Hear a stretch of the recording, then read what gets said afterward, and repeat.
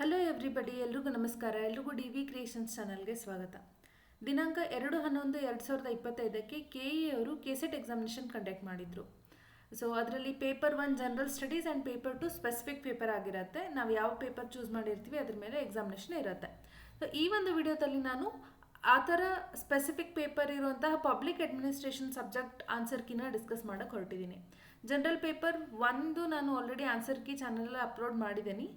So ನೀವಿನ್ನೂ ನೋಡಿಲ್ಲ ಅಂತಂದರೆ ಲಿಂಕ್ ಡಿಸ್ಕ್ರಿಪ್ಷನಲ್ಲಿ ಕೊಟ್ಟಿರ್ತೀನಿ, ಚೆಕ್ ಮಾಡ್ಕೊಳ್ಳಿ. ಸೊ ಡೈರೆಕ್ಟ್ಲಿ ನಾವು ಆನ್ಸರ್ ಡಿಸ್ಕಷನ್ ಸ್ಟಾರ್ಟ್ ಮಾಡೋಣ for subject public administration. So ಇಲ್ಲಿ ಕನ್ನಡದಲ್ಲಿ ಕೂಡ ಇದೆ ಕ್ವಶನ್ಸ್, ಇಂಗ್ಲೀಷಲ್ಲಿ ಕೂಡ ಇದೆ. ಕನ್ನಡ ವರ್ಷನಲ್ಲಿ ನಾನು ಆಲ್ರೆಡಿ ಆನ್ಸರ್ ಟಿಕ್ ಮಾಡಿದ್ದೀನಿ, ನೀವು ಚೆಕ್ ಮಾಡ್ಕೋಬೋದು. ಇಂಗ್ಲೀಷ್ ವರ್ಷನಲ್ಲಿರೋ ಕ್ವಶನ್ಸ್ನ ನಾನು ಇವಾಗ ಡಿಸ್ಕಸ್ ಮಾಡ್ತಾ ಹೋಗ್ತೇನೆ. First question, the concept of e readiness primarily assesses.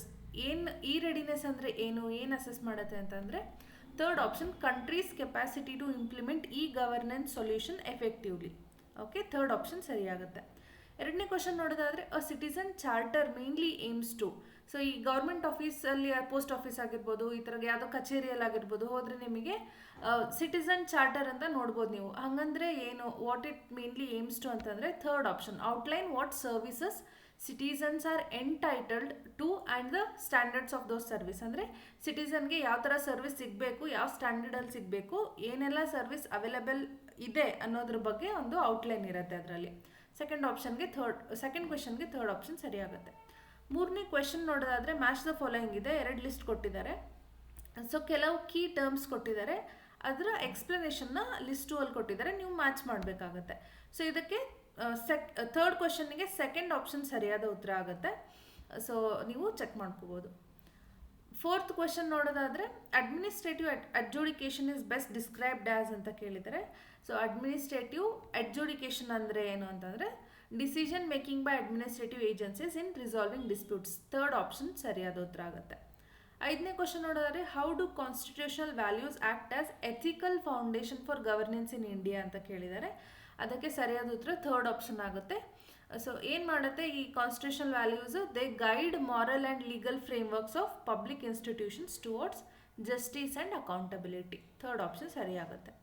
ಆರನೇ ಕ್ವಶನ್ ನೋಡೋದಾದರೆ, which of the following statements distinguishes qualitative research from quantitative research ಅಂತ ಕೇಳಿದ್ದಾರೆ in context of social science. ಏನು ಡಿಫ್ರೆನ್ಸ್ ಇದೆ ಅಂತ ಹೇಳಿದರೆ, third option, qualitative research explores meanings and experiences while quantitative research measures variables and test relationships. Okay, so third option ಸರಿಯಾಗುತ್ತೆ. ಏಳನೇ question ನೋಡೋದಾದರೆ, which of the following statements best captures the difference between methodology and method in social science research. ಈ ನೀವು ಕೇಳಿರ್ಬೋದು, methodology ಅಂತ ಕೆಲವೊಂದ್ಸರಿ ಓದಿರ್ತೀರ, term method ಅಂತ ಓದಿರ್ತೀರ. So ಎರಡಕ್ಕೂ difference ಇಲ್ವಾ, ಎರಡು ಸೇಮಾ ಡಿಫ್ರೆನ್ಸಾ ಅಂತ. ಸೊ ಏನು ಡಿಫ್ರೆನ್ಸ್ ಅಂತಂದರೆ, methodology is concern with the philosophical underpinnings of research, while method refers to specific techniques used to collect or analyze data. Second option ಸರಿಯಾಗುತ್ತೆ ಇಲ್ಲಿ. ಎಂಟನೇ ಕ್ವಶನ್ ನೋಡೋದಾದರೆ ನಮಗೆ, which of the following is not primary method of data collection in social science ಅಂತ ಹೇಳಿದ್ದಾರೆ. So primary method of data collection ಇಲ್ಲಿ ನೀವು ಗಮನ ಕೊಡಬೇಕು. So third option, literature review is not a primary method of data collection. ಯಾಕಂದರೆ ಇಲ್ಲಿ ನಿಮಗೆ ಟರ್ಮಲ್ಲೇ ಇದೆ, ರಿವ್ಯೂ ಅಂತ ಇದೆ. It is reviewing, not collecting the data.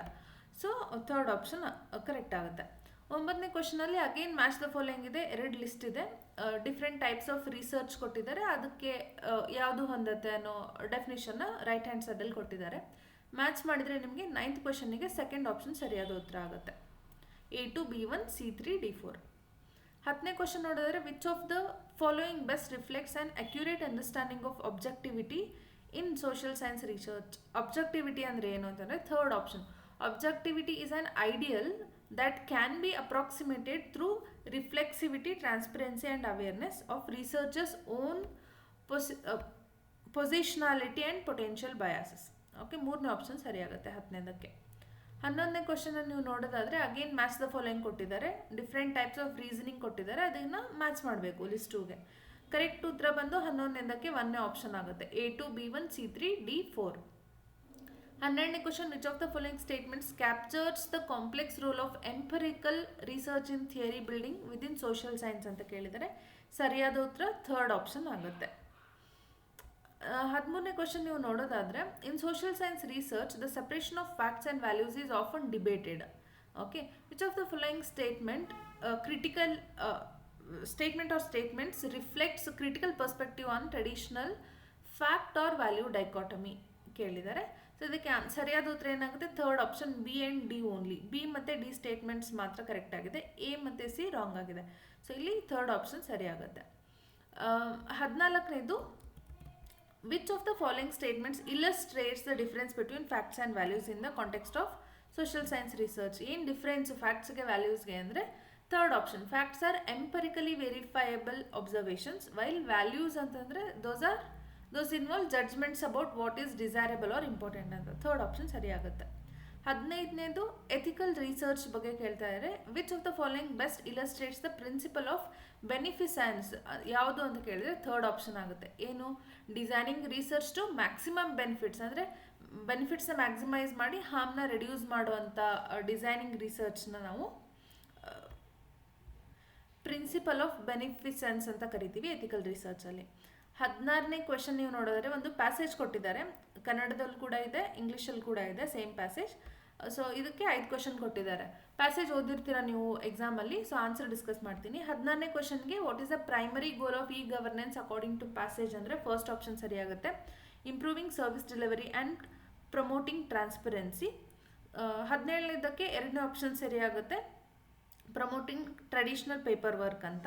So ಇದು ಡಿಸ್ಕಸ್ ಮಾಡೋಕ್ಕೇನಿಲ್ಲ, ಡೈರೆಕ್ಟ್ಲಿ ಪ್ಯಾಸೇಜಲ್ಲಿರುವಂಥದ್ದೇ ಆನ್ಸರ್ ಇದೆ ಡೈರೆಕ್ಟಾಗಿ. 18ನೇ ಕ್ವಶನ್ ನೀವು ನೋಡೋದಾದರೆ, what role has the digital India initiative played in e governance ಅಂತ ಕೇಳಿದರೆ first option it expanded digital infrastructure and service delivery ಆಗುತ್ತೆ. 19ನೇ ಕ್ವಶನ್ ನೋಡೋದಾದರೆ, most significant challenge faced by e governance in India ಅಂತಂದರೆ second option digital divide and cyber security threats ಆಗುತ್ತೆ.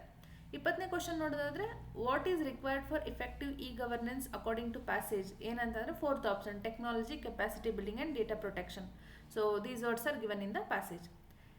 ಇವಾಗ ಪ್ಯಾಸೇಜಲ್ಲಿರೋ questions ಆಯಿತು. 21ನೇ question, the principle of scalar chain was devised by, ಯಾರು ಡಿವೈಸ್ ಮಾಡಿದ್ರು ಅಂತಂದರೆ it was Henri Fayol. First option ಸರಿಯಾಗುತ್ತೆ. 22ನೇದಕ್ಕೆ, USA ಅಲ್ಲಿ spoil system was discarded in favour of merit principle. ಮುಂಚೆ ಸ್ಪಾಯಿಲ್ ಸಿಸ್ಟಮ್ ಇತ್ತು, ಅದನ್ನು ಡಿಸ್ಕಾರ್ಡ್ ಮಾಡಿ ಹೊಸದಾಗಿ ಮೆರಿಟ್ ಪ್ರಿನ್ಸಿಪಲ್ ತೊಗೊಂಡು ಬಂದರು. ಯಾವ ಆ್ಯಕ್ಟ್ ಅಂಡರಲ್ಲಿ ತೊಗೊಂಡು ಬಂದರು ಅಂತಂದರೆ it is Pendleton act 1883. Second option ಸರಿಯಾಗುತ್ತೆ 22ನೇದಕ್ಕೆ. 23ನೇ ಕ್ವಶನ್ ನೋಡೋದಾದರೆ, according to Chester Barnard which of the following is not function of leadership? Leadership function ಯಾವುದು ಅಲ್ಲ ಅಂತ ಕೇಳಿದ್ದಾರೆ. First one manipulation of means. So this is not a function of leadership. 24ನೇದಕ್ಕೆ, who is the originator of politics administration dichotomy ಅಂದರೆ it was Woodrow Wilson. Third option ಸರಿಯಾಗುತ್ತೆ. 25ನೇದು, match the following ಕೊಟ್ಟಿದ್ದಾರೆ, ಕೆಲವೊಂದು ಟರ್ಮ್ಸ್ ಕೊಟ್ಟಿದ್ದಾರೆ, ಅದಕ್ಕೆ ನೀವು second ಲಿಸ್ಟಲ್ಲಿ match ಮಾಡಬೇಕಾಗುತ್ತೆ. ಸರಿಯಾದ ಉತ್ತರ 25ನೇ ಕ್ವಶನ್ಗೆ 2ನೇ ಆಪ್ಷನ್ ಆಗುತ್ತೆ, E3 B4 C5 D1 E2. 26ನೇ question ನೋಡೋದಾದರೆ, 2 ಸ್ಟೇಟ್ಮೆಂಟ್ ಕೊಟ್ಟಿದ್ದಾರೆ, ಅದಕ್ಕೆ ಯಾವ್ದು ಸರಿಯಾಗಿದೆ ಯಾವುದಕ್ಕೆ ರಿಲೇಟೆಡ್ ಆಗಿದೆ ಅನ್ನೋ ಥರ ಕ್ವಶನ್ ಇದೆ. ಇಲ್ಲಿ ಡಿಸೆಂಟ್ರಲೈಸೇಷನ್ ಬಗ್ಗೆ ಸ್ಟೇಟ್ಮೆಂಟ್ 1ಅಲ್ಲಿ ಹೇಳ್ತಾ ಇದ್ದಾರೆ, it leads to speedy decision making at ground levels ಅಂತ ಸರಿಯಾಗಿದೆ. ಸೆಕೆಂಡ್ ಸ್ಟೇಟ್ಮೆಂಟ್ ಹೇಳ್ತಾ ಇದೆ, centralised organisation in centralise organisation only top level management has decision making power ಅಂತ. ಅದು ಕೂಡ ಸರಿಯಾಗಿದೆ, ಅದಕ್ಕೆ ನಾವು centralised ಅನ್ನೋದಲ್ವಾ.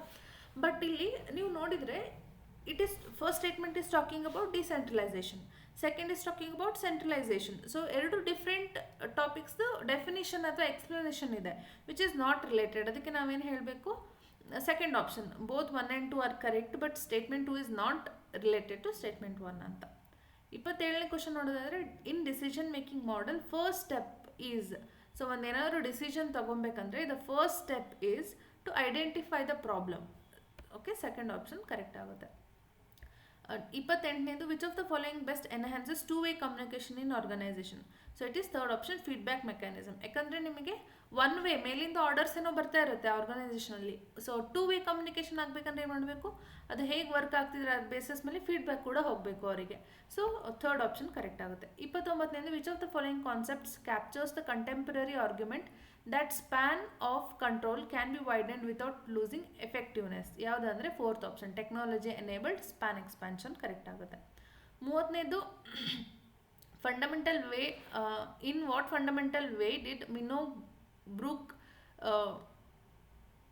second conference in 1988 expand upon the themes of Minobrook 1 while adopting to the socio-political context of late 20th century ಅಂದರೆ third option ಸರಿಯಾಗುತ್ತೆ. Okay, ಹಾಗೆ 31ನೇ question ನಾವು ನೋಡೋದಾದರೆ ಅಗೇನ್ ಮಿನೋಬ್ರೂಕ್ ಥರ್ಡ್ ಕಾನ್ಫರೆನ್ಸ್ ಬಗ್ಗೆ ಕೇಳಿದ್ದಾರೆ. ಸೊ ಅದಕ್ಕೆ ಆನ್ಸರ್ ಫೋರ್ತ್ ಆಪ್ಷನ್ ಸರಿಯಾಗುತ್ತೆ. 32ನೇದು which of the following is best critics of FW Taylor's scientific management approach from human relations and public administration standpoint. ನೀವು ನೋಡಿದರೆ ನಿಮಗೆ ಇದು ಕೂಡ ಕ್ರಿಟಿಕ್ ಇದೆ, ಇದು ಕೂಡ ಕ್ರಿಟಿಕ್ ಇದೆ ಅಂತ ಕನ್ಫ್ಯೂಸ್ ಆಗ್ಬೋದು. ಬಟ್ ಇಲ್ಲಿ ಸ್ಪೆಷಲಿ ಏನು ಕೇಳಿದರೆ ಹ್ಯೂಮನ್ ರಿಲೇಷನ್ಸ್ ಅಂಡರಲ್ಲಿ ಬರೋ ಕ್ರಿಟಿಕ್ ಬಗ್ಗೆ ಕೇಳಿರೋದ್ರಿಂದ ನೀವೇನು ಹೇಳಬೇಕು, second option. It neglect social and psychological needs of worker reducing human beings to mechanistic input. ಅಂದರೆ ಮಷೀನ್ ಥರ ನೋಡ್ತಾರೆ ಹ್ಯೂಮನ್ನ, ಬಿಕಾಸ್ ಸೈಂಟಿಫಿಕಲಿ ಹಿಂಗೆ ಮಾಡಬೇಕು ಅಂತ ಗೆರೆ ಕೊಡ್ದಂಗೆ they are neglecting the social and psychological needs of the workers ಅನ್ನೋದು ಒಂದು ಹ್ಯೂಮನ್ ರಿಲೇಷನ್ಸ್ ಅಲ್ಲಿ ಆ ಸೆಕ್ಟರಲ್ಲಿ critic for FW Taylor. So second option ಸರಿಯಾಗುತ್ತೆ. 33ನೇದು ಹಾಥ್ರೋನ್ ಎಕ್ಸ್ಪೆರಿಮೆಂಟ್ಸ್ ಬಗ್ಗೆ ಎಲ್ಟನ್ ಮೇಯೋ ಕಂಡಕ್ಟ್ ಮಾಡಿರುವಂಥ ಎಕ್ಸ್ಪೆರಿಮೆಂಟ್ಸ್ ಬಗ್ಗೆ ಕೇಳಿದ್ದಾರೆ. ಇದಕ್ಕೆ ಏನು ಇಂಪ್ಲಿಕೇಶನ್ ಫೈಂಡ್ ಮಾಡಿದ್ರು ಅವರು ಅಂದರೆ ಥರ್ಡ್ ಆಪ್ಷನ್ ಸರಿಯಾಗುತ್ತೆ. Social and psychological factors significantly effect workers productivity ಅಂತ. 34ನೇ question which of the following functions are included in 12th schedule ಅಂತ ಇದೆ. Okay, 12th schedule of Indian constitution ಅಂದರೆ it is fourth option A and D only. ನಿಮಗಿದು ಗೊತ್ತೇ ಇಲ್ಲ ಅಂದ್ರೂ ನೀವು ಜನರಲ್ ಆಗಿ ನೋಡ್ಬೋದು. ಬಿ, ನ್ಯೂಕ್ಲಿಯರ್ ಎನರ್ಜಿ ಇದೆ, ಯಾರ ಹತ್ರ ಇದೆ control? Central government has a hole control over nuclear energy. So ಇಲ್ಲಿ 12th ಶೆಡ್ಯೂಲಲ್ಲಿ ನಿಮಗೆ ಈ panchayat Raj system, urban local bodies ಇದ್ರ ಬಗ್ಗೆ ಎಲ್ಲ ಇರುತ್ತಲ್ವ. So 11th 12th schedule. ಅದಕ್ಕೆ ನೀವೇನು ಮಾಡಬೇಕು, ಸೆಂಟ್ರಲ್ ಗೌರ್ಮೆಂಟಲ್ಲಿ ಬರೋ ಅಂಥ ಟಾಪಿಕ್ಸ್ನ ತೆಗಿಬೇಕು. ಬಿ ಹೋಗುತ್ತೆ, ಬಿ ತೆಗೆದ್ರೆ ನೀವು 2 ಆಪ್ಷನ್ ಔಟ್ ಆಯಿತು.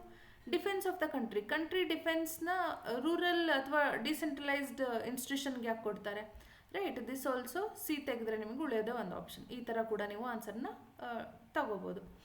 34th fourth option is correct. 35th which of the following theory Y assumptions of Douglas McGregor is correct ಅಂತ ಕೇಳಿದ್ದಾರೆ. It is C. Okay, workers are self motivated and seek responsibility when the environment is conducive. ಒಂದನೇದರಲ್ಲಿ full negative ಹೇಳ್ತಾರೆ, ಅಂದರೆ X ಥಿಯರಿಯಲ್ಲಿ. Y ಥಿಯರಿಯಲ್ಲಿ talks about the motivated workers ಬಗ್ಗೆ. C is correct here, third option. 36ನೇದು according to Arigris, organization structures that emphasize rigid hierarchy and task specialization produce which of the following consequence ಅಂತ ಕೇಳಿದರೆ D correct ಆಗುತ್ತೆ. It inhibits maturity by encouraging passivity and dependence among the employees. 37ನೇದು Dwight Waldo's view diverged from earlier scientific approaches to administration by emphasizing which of the following ಅಂದರೆ second option ಸರಿಯಾಗುತ್ತೆ.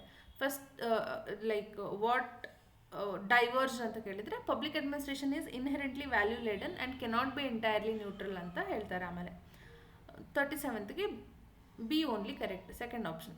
38ನೇ ನೋಡೋದಾದರೆ ಮತ್ತೆ match the following ಕೊಟ್ಟಿದ್ದಾರೆ, ಯಾರು ಯಾವುದಕ್ಕೆ ಸಂಬಂಧಪಟ್ಟಿದ್ದಾರೆ ಅನ್ನೋ ಥರ ಇಲ್ಲಿ ಥಿಂಕರ್ಸ್ ಕೊಟ್ಟಿದ್ದಾರೆ ಲೆಫ್ಟ್ ಹ್ಯಾಂಡ್ ಸೈಡಲ್ಲಿ. ಸೊ ಇದಕ್ಕೆ ನೀವು ನೋಡೋದಾದರೆ first option A4 B1 C3 D2 ಸರಿಯಾದ ಉತ್ತರ ಆಗುತ್ತೆ. 39ನೇದು again same as the following, ಇದಕ್ಕೆ ಉತ್ತರ fourth option A1 B2 C3 D4 ಆಗುತ್ತೆ. 40ನೇ question which British India act laid down a provision that could be open there could be open competition for Indian civil service ಅಂತಂದರೆ ಯಾವುದರಲ್ಲಿ? Charter act of 1853 ಹೇಳ್ತಾರೆ open competition for Indian civil service ಅಂತ. Next 41ನೇ question ನೋಡೋದಾದರೆ again ನಿಮಗೆ match the following ಇರುತ್ತೆ. Committees ಕೊಟ್ಟಿದ್ದಾರೆ, ಯಾವುದ್ರ ಬಗ್ಗೆ ಅಂದರೆ ಮೇನ್ ಏಮ್ ಏನಿತ್ತು, ಫೋಕಸ್ ಏನಿತ್ತು ಆ ಕಮಿಟಿದ ಅಂತ ಕೊಟ್ಟಿದ್ದಾರೆ. ಸರಿಯಾದ ಉತ್ತರ ಸೆಕೆಂಡ್ ಆಪ್ಷನ್ ಆಗುತ್ತೆ, A2 B3 C1 D4.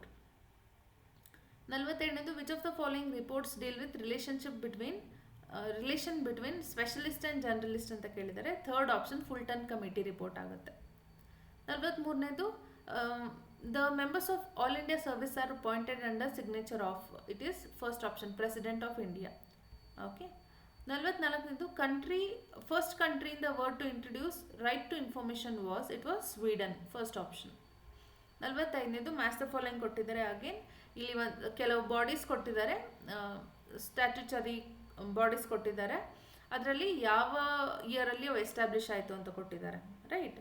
So ಅದು ನೋಡಿದರೆ ನಿಮಗೆ fourth option A4 B1 C2 D3 ಸರಿಯಾದ ಉತ್ತರ ಆಗುತ್ತೆ. 46ನೇ ಕ್ವಶನ್ನಿಗೆ ಅಗೇನ್ ಅಸರ್ಷನ್ ರೀಸನ್ ಕೊಟ್ಟಿದ್ದಾರೆ ಇಂಡಿಯನ್ ಕಾನ್ಸ್ಟಿಟ್ಯೂಷನ್ ಆ್ಯಂಡ್ ಪಾರ್ಲಿಮೆಂಟ್ ಬಗ್ಗೆ. Second option both A and R are true, R is not correct explanation of A ಸರಿಯಾದ ಉತ್ತರ ಆಗುತ್ತೆ. ಓಕೆ, ನೆಕ್ಸ್ಟ್ 47ನೇ ನೋಡಿದರೆ which of the following is not correctly matched ಅಂತ ಕೇಳಿದರೆ second option correct ಆಗುತ್ತೆ. Okay, Lloyd La Follette act, freedom to strike ಇದು ಸರಿಯಾದ ಉತ್ತರ ಆಗುತ್ತೆ because that is not the correct peer.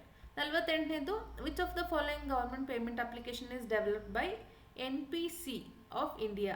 Okay, national payment corporation of India based on UPI ಅಂದರೆ it is BHIM use ಮಾಡಿರ್ತೀರ. 49ನೇದು ಅಗೇನ್ 2 ಸ್ಟೇಟ್ಮೆಂಟ್ಸ್ ಕೊಟ್ಟಿದ್ದಾರೆ. ಸರಿಯಾದ ಉತ್ತರ ಬಂದು first option both statement 1 and 2 are correct and 2 is related to 1 because chief secretary ಮತ್ತು ಅವ್ರ ರೆಸ್ಪಾನ್ಸಿಬಿಲಿಟಿ ಬಗ್ಗೆ ಮಾತಾಡಿದೆ ಸ್ಟೇಟ್ಮೆಂಟ್ 1 and 2. 50ನೇ ಕ್ವಶನ್ ನೋಡೋದಾದರೆ ಅಗೇನ್ ನಿಮಗೆ ಮ್ಯಾಚ್ ದ ಫಾಲೋಯಿಂಗ್ ಇದೆ. ಸೊ ಥರ್ಡ್ ಆಪ್ಷನ್ ಸರಿಯಾಗುತ್ತೆ A3 B4 C2 D1. 51ನೇದು ಸ್ಟೇಟ್ಮೆಂಟ್ಸ್ 2 ಸ್ಟೇಟ್ಮೆಂಟ್ ಕೊಟ್ಟಿದ್ದಾರೆ. ಶೆಡ್ಯೂಲ್ 6 ಬಗ್ಗೆ ಮಾತಾಡ್ತಾ ಇದ್ದಾರೆ. ಇದರಲ್ಲಿ ಫಸ್ಟ್ ಆಪ್ಷನ್ ಸರಿಯಾಗುತ್ತೆ. ಸ್ಟೇಟ್ಮೆಂಟ್ 1 2 ಎರಡು ಸರಿಯಾಗಿದೆ and statement 2 is related to statement 1 ಅಂತ. 52nd one arrange the following in chronological order. ಯಾವ ಕಮಿಟೀಸ್ ಯಾವಾಗ ಸ್ಥಾಪನೆ ಆಗಿದ್ದು ಅನ್ನೋದ್ರ ಬಗ್ಗೆ ಕ್ರೊನಾಲಜಿಕಲ್ ಆರ್ಡರಲ್ಲಿ ಮ್ಯಾಚ್ ಮಾಡೋಕ್ಕೆ ಹೇಳಿದರೆ ಥರ್ಡ್ ಆಪ್ಷನ್ ಸರಿಯಾಗುತ್ತೆ CDBA. 53ನೇ ಕ್ವಶನ್ ನೋಡೋದಾದರೆ which principle is used by courts in India to decide whether law falls under one list or another ಅಂದರೆ second option doctrine of pith and substance. 54ನೇದು MG NREGA ಬಗ್ಗೆ ಕೆಲವು statements ಕೊಟ್ಟಿದ್ದಾರೆ. ಯಾವ್ದು ಸರಿಯಾಗಿದೆ ಅಂತ ಕೇಳಿದ್ದಾರೆ. ಸೊ ಫೋರ್ತ್ ಆಪ್ಷನ್ ABC ಸರಿಯಾಗಿದೆ. 55 which among the following are components of Amrit 2.0. ಈ ಅಮೃತ್ 2.0 ಅಂಡರಲ್ಲಿ ಯಾವ ಸ್ಟೇಟ್ಮೆಂಟ್ ಸರಿಯಾಗಿದೆ ಅಂತ ಕೇಳಿದರೆ ಇದು ಕೂಡ ABC all the 3 statement given are correct. 56ನೇ ಕ್ವಶನ್ನು ಮತ್ತೆ ಮ್ಯಾಚ್ ದ ಫಾಲೋಯಿಂಗ್ ಇದೆ. ಸೊ ಇದಕ್ಕೆ 56ಗೆ ಸೆಕೆಂಡ್ ಆಪ್ಷನ್ ಸರಿಯಾಗುತ್ತೆ A2 B1 C3 D4. 57th also match the following ಇದೆ. ಈ ಪಂಚಾಯತ್ ರಾಜ್ ಅಂಡರಲ್ಲಿ ಬರುವಂಥ ಆರ್ಟಿಕಲ್ಸ್ನ ಮ್ಯಾಚ್ ಮಾಡೋಕ್ಕೆ ಹೇಳಿದ್ದಾರೆ. ಥರ್ಡ್ ಆಪ್ಷನ್ ಸರಿಯಾಗುತ್ತೆ A3 B4 C2 D1.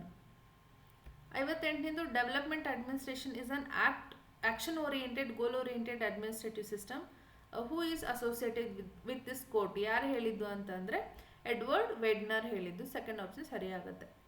59ನೇದು which of the following is not characteristic of administration in developed countries ಅಂತ ಕೇಳಿದ್ದಾರೆ.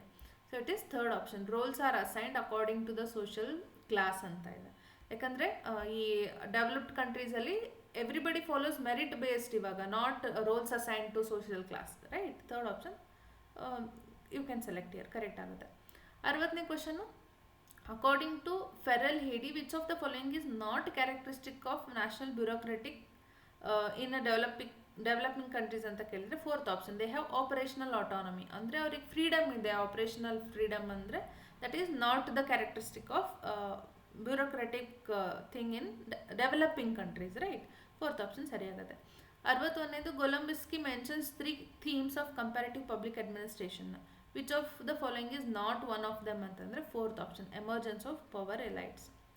62ನೇದು ಈ ಕಾನ್ಫರೆನ್ಸಸ್ ಸಮಿಟ್ಸ್ ನಡೆದಿರುವಂತಹ ಇಯರ್ ಮ್ಯಾಚ್ ಮಾಡೋಕೆ ಕೊಟ್ಟಿದ್ದಾರೆ. ಇದರಲ್ಲಿ ಕರೆಕ್ಟ್ ಆನ್ಸರ್ ಬಂದು ಫಸ್ಟ್ ಆಪ್ಷನ್ ಆಗುತ್ತೆ A3 B1 C2 D4.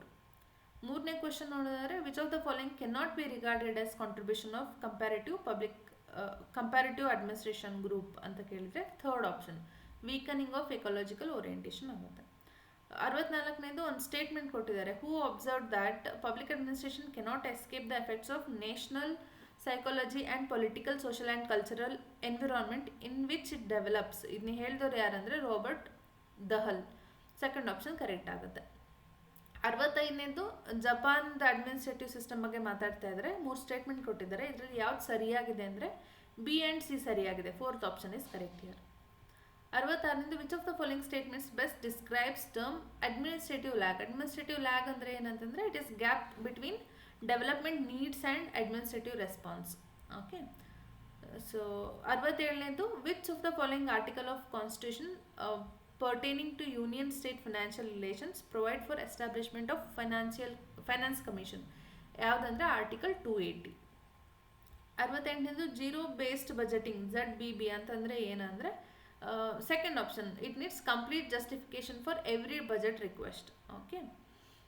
69ನೇದು which of the following is key feature of performance budget ಅಂತಂದರೆ ಇಲ್ಲೇ ನಿಮಗೆ ಗೊತ್ತೇ ಆಗ್ಬಿಡುತ್ತೆ ನೋಡಿದ್ರೆ ಪರ್ಫಾರ್ಮೆನ್ಸ್ ಅಂದರೆ ಏನು ಔಟ್ಕಮ್ ಬರುತ್ತೆ ಅಂತ. So it is outcome based allocation. Second option ಸರಿಯಾಗುತ್ತೆ. 70ನೇದರಲ್ಲಿ public enterprises in India were initially promoted under which industrial policy resolution ಅಂತ ಕೇಳಿದರೆ ಇಟ್ ಈಸ್ 1948 ಅಲ್ಲಿ ಫಸ್ಟ್ ಇನಿಸಿಯೇಷನ್ ಮಾಡಿದ್ದು. ಬಟ್ 1956 ಲೈಕ್ ಸಿಗ್ನಿಫಿಕೆಂಟ್ ವರ್ಕ್ ಆಗಿದೆ, ಅದರ ಮೇಲೆ ಸಿಗ್ನಿಫಿಕೆಂಟ್ ಪ್ರಮೋಷನ್ ಆಗಿದೆ. ಸೊ ನಾವು ಇನಿಷಿಯಲಿ ಅಂತ ಕೇಳಿರೋಕೆ 1948 ವಿ ಕ್ಯಾನ್ ಆನ್ಸರ್. 71ನೇ ಕ್ವಶನ್ ನೋಡೋದಾದರೆ which form of taxation imposes a higher rate on higher income bracket? ಯಾವುದಂದರೆ progressive taxation ಅಂತ ಕರಿತೀವಿ. Third option. 77ನೇದು which body audits all expenditure of government of India and ensures financial accountability ಅಂದರೆ CAG. Okay, third option ಸರಿಯಾಗುತ್ತೆ. 73ನೇದು total capital expenditure allocation for the financial year 25-26 as per union budget ಅಂದರೆ third option ಸರಿಯಾಗುತ್ತೆ, 11.21 lakh crores. 74ನೇದಕ್ಕೆ finance commission ಮತ್ತು ಅದರ ಚೇರ್ಮನ್ನ match ಮಾಡೋಕ್ಕೆ ಹೇಳಿದ್ದಾರೆ. ಸೊ ಥರ್ಡ್ ಆಪ್ಷನ್ ಅಂದರೆ A to B1 C4 D3 correct ಆಗುತ್ತೆ ಇಲ್ಲಿ. 75ನೇದು which of the following was not direct outcome of new economic policy of 1991? Not ಅಂತ ಕೇಳಿದ್ದಾರೆ. D expansion of public sector enterprises.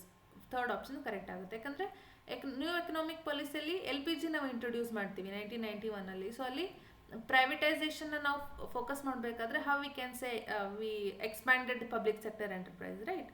So ಅದಕ್ಕೆ third option we can select. 76ನೇ question ನೋಡೋದಾದರೆ so NACP program ಬಗ್ಗೆ ಕೆಲವೊಂದು statement ಕೊಟ್ಟಿದ್ದಾರೆ, ಯಾವುದಕ್ಕೆ correct ಇದೆ ಅಂತ ಕೇಳಿದ್ದಾರೆ.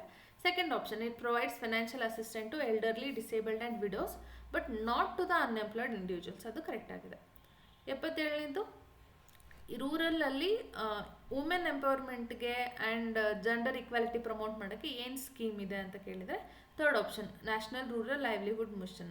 Third option ಸರಿಯಾಗುತ್ತೆ.